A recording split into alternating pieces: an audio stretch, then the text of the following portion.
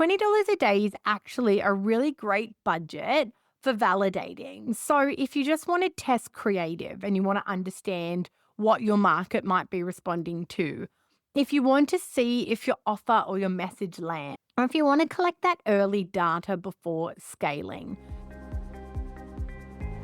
Stop and don't spend another single cent on advertising until you listen to this. I'm Marianne Amies. This is Ready, Set, Paid Ads, digital marketing for paid ad success. Let's go. Welcome back to another episode of Ready, Set, Paid Ads. Today, I'm going to be talking to you about the $20 ad strategy and how even with a small budget, you can get in there and start learning and testing and really get results you can be proud of. The other day on LinkedIn, I saw somebody talking about you can't run an ad strategy for under $50 a day, or if you don't have at least $50 a day to spend on ads, you shouldn't be spending. And look, to be completely transparent, yes, the way that ads have changed, more budget is going to get you results faster and at scale. And it's obviously also going to allow the platform to do more testing for you and for you to reach more people. But the truth is, we don't all have $50 a day to spend. And depending on our goals and what we're trying to achieve, there is lots that we can do with a smaller budget that can still get us results and also get us learnings towards results in the future. So I think that $20 a day to spend on ads is still $600 a month. So for some business owners, that's still quite an investment. And not having more than that doesn't have to mean that you can't use ads at all. So today I'm going to talk to you why, $20 is enough to start with, and then give you a couple of ideas of campaigns that you can create with a $20 a day budget where you can start getting results. So, you don't need a big budget to learn fast, depending on your ad campaign setup and your objectives. $20 a day is actually a really great budget for validating. So, if you just want to test creative and you want to understand what your market might be responding to, if you want to see if your offer or your message lands, or if you want to collect that early data before scaling. So having a $20 a day budget against various options of creative, of message, at least can start to give you a feel of what people are resonating with. Can also be a way to test if creative and copy has some legs, or even if a concept that you're thinking of launching or a digital product that you're thinking of launching has a market and can really connect with that audience. It definitely removes that fear and procrastination. If you're going out with a big campaign and you're not quite sure the creative angle to take, testing some smaller pieces of creative with a small budget, even just for a week or 2 weeks, is going to give you some data and is going to give you some feedback directly from your target market. If nobody engages with a certain creative, that still says something about the creative, not necessarily just the budget. A good creative, a good offer, a good connection between what you're advertising and who you're wanting to advertise to will be proven at any size budget. If the market you are looking at is very small and hyper competitive, you should still be able to cut through with a few clicks against that budget that start to teach you a little bit more. So let's break down a couple of ways, I guess, if I had $20 a day, the sorts of campaigns that I would do.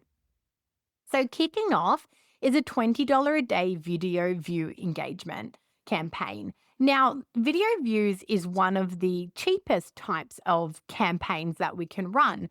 Video view cost per view, cost per engagement or through play is actually tends to be under $1. Depending again on your niche, it might be more towards $2, but we tend to see it from cents right up to $1. And the reason why video view campaigns can be great is they're a great way to warm up an audience. So if we're thinking of the top of funnel and thinking about people that have never engaged with us before, getting those video views up is getting mass eyeballs on your product or service or offer. And it really helps you to establish who might be interested. I spoke a few weeks ago about retargeting audiences, and part of a retargeting audience was retargeting to people that have viewed videos.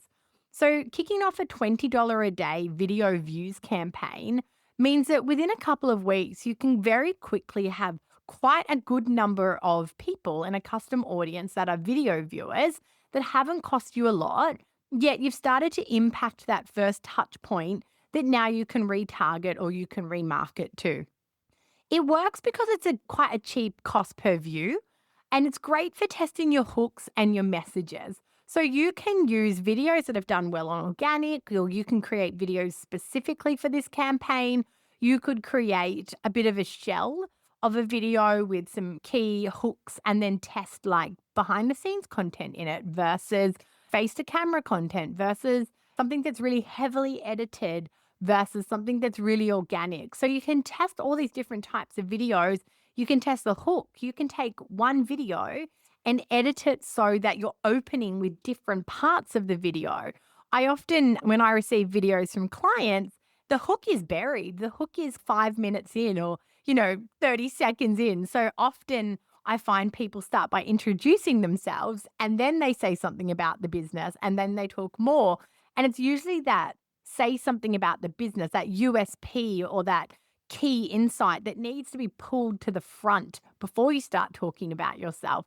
And that's the hook, right? So cutting up one video to bring different hooks to the front to test and see what works. And then also testing different messages. So with each video view campaign that you're running, within the ads themselves, you can have different headlines, you can have different call to actions, and that's going to give you a lot of learning. So I think it's great here to have videos that are around that 15 to 30-second mark with a really strong hook. Again, this is very top of funnel. So we don't want to launch in with, extremely long videos because this is people's first engagement with us generally. But for $20 a day, you're going to find you can reach a lot of people and you can also get quite a good degree of 50% viewer or 75% viewer on these videos, setting you up for really great retargeting down the track. So the next one I want to talk about is traffic to a landing page. Now, when we use the objective of traffic or landing page views, it typically costs us less than the objective of conversion. Now, obviously, we ultimately want conversion. We want to send people to website pages with a conversion objective and track that conversion. But while we're in a testing and learning phase, there's so many reasons why people might not be ready to convert. And if we push them straight to conversion or purchase, we actually find that we don't get enough actions completed and we don't make it out of the learning phase unless our budget's really high. So it can actually be good to let the algorithm train a little bit on just traffic or landing page views, or even in e-com, add to cart as opposed to checkout, because we can often record more actions against this and optimize more before we head to a conversion objective, which often costs us more. So traffic and landing page views tend to cost us less per click because the person that we're targeting isn't necessarily at a conversion stage or somebody that converts online. But what we can do is we can actually start to see interest. So a traffic campaign is great, again, for testing creative. It's great for testing copy and hooks and angles, but it's also great insight into your page itself. So here, I think you definitely want to have your Google Analytics or website analytics set up because you want to be able to also track what's happening once they hit your website. So this data and this information is really useful, but what Meta can tell you on its side about the traffic it's sent needs to be complemented with what actually happened when they hit the website. So you want to make sure you have UTM links so that every different creative and copy execution of the ad has a unique tracking link. So when you go into your analytics, you can pull up that link and understand, okay, this was image 1 with copy 2. I can see 50 people came to the website, but they all bounced.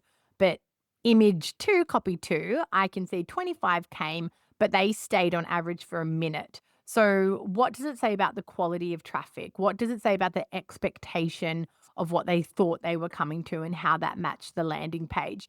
We can also then see, if people just click off the landing page immediately, that maybe we don't have a great strong landing page in place. We can also look at the buttons they've hovered on or engaged with, or if they have actually converted, at what stage of the page they converted. So it's a great way to test your offer in general, but also to test your page and your page setup, I guess the user journey on that page as well, to really ascertain, is this a great campaign to move forward with more spend against conversion to really then solidify that strategy? Then there's also the lead form campaign. So, lead forms on Meta have become a lot better over the years and a lot more cost effective. When they first started, it wasn't that they were a bad campaign, they just were really expensive. So, cost per lead would be really high. And I think over time, Meta has improved the form, improved the delivery, and maybe even learnt more about the sorts of people that engage with lead forms. And I find now that a lead form objective ad can give results more towards that $1 and $2 mark. Obviously, it also depends on your industry, on the competitiveness, on your market, but we do see them as a lot more cost effective leads than they used to be. So, $20 on a lead form campaign could bring you, let's say, 5 to 10 leads per day into the Facebook leads form. So, it is a little bit different if you pick a landing page or if you pick a conversion elsewhere. But the lead form itself, where people convert directly on Facebook, can usually generate quite a good volume of leads. So, great for simple opt ins, like even newsletter sign up. So, a great way to turn dollars spent in Meta into actual people on your database.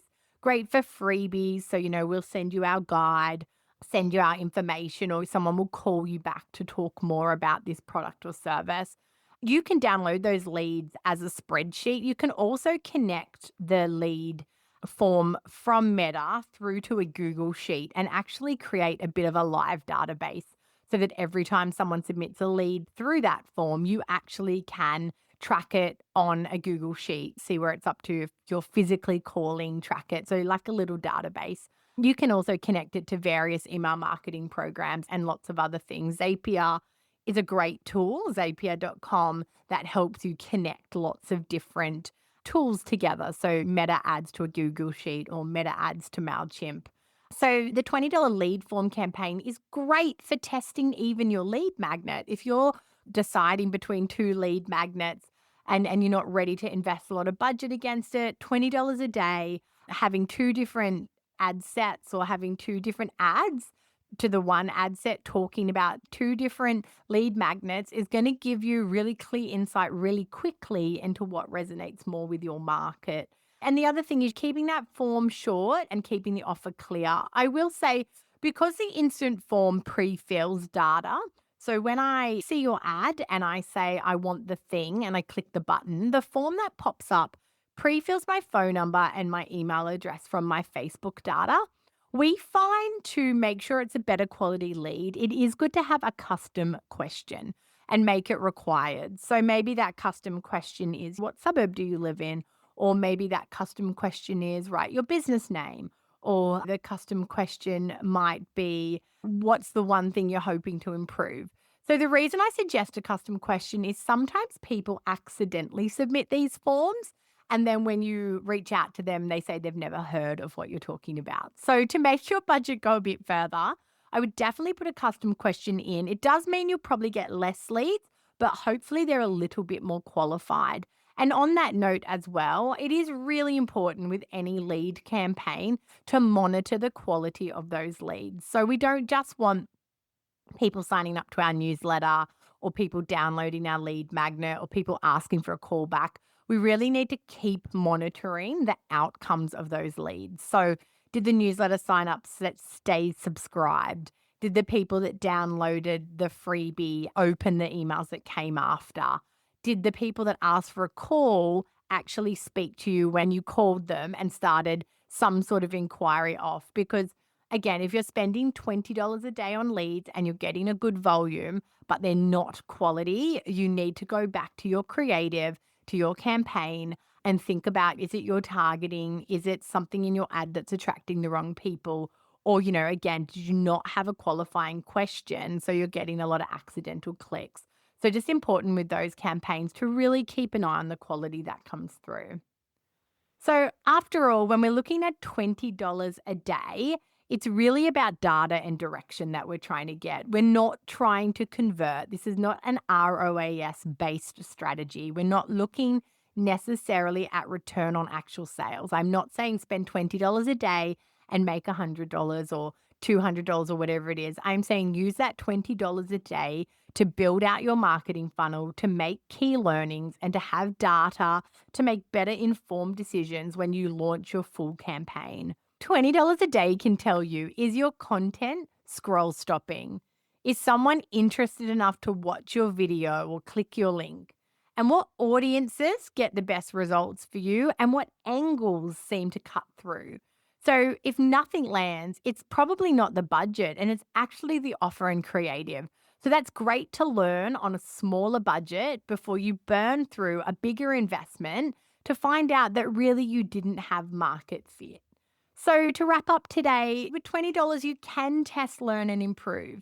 And I think don't get caught up in needing big budgets. Really think about what you could be testing. And I've talked before about an always on awareness campaign. And, even spending $10 a day on awareness in Ads Manager, promoting some of your best performing organic posts to your target market helps to just constantly bring new eyeballs into your business and fill the top of your funnel. And even that alone can help just to bubble along that awareness that we all need to convert and attract new clients. So I would love to know, if you go down this path, which ad type you use and what results you get. So please feel free to reach out to me on Instagram and LinkedIn. I love hearing from you there. Send me a message, talk to me about what you did and what you learned. And if you think this episode could help someone else, I would love you to share it. If you want to deep dive more into your ad strategies, you can always find out more at wiseupmarketing.com.au and book a strategy session in with me. And we can talk about how your ads are performing and what tweaks and tips you might need to really get from them even more success. So I hope you've enjoyed this episode today. And always, I look forward to talking to you next time.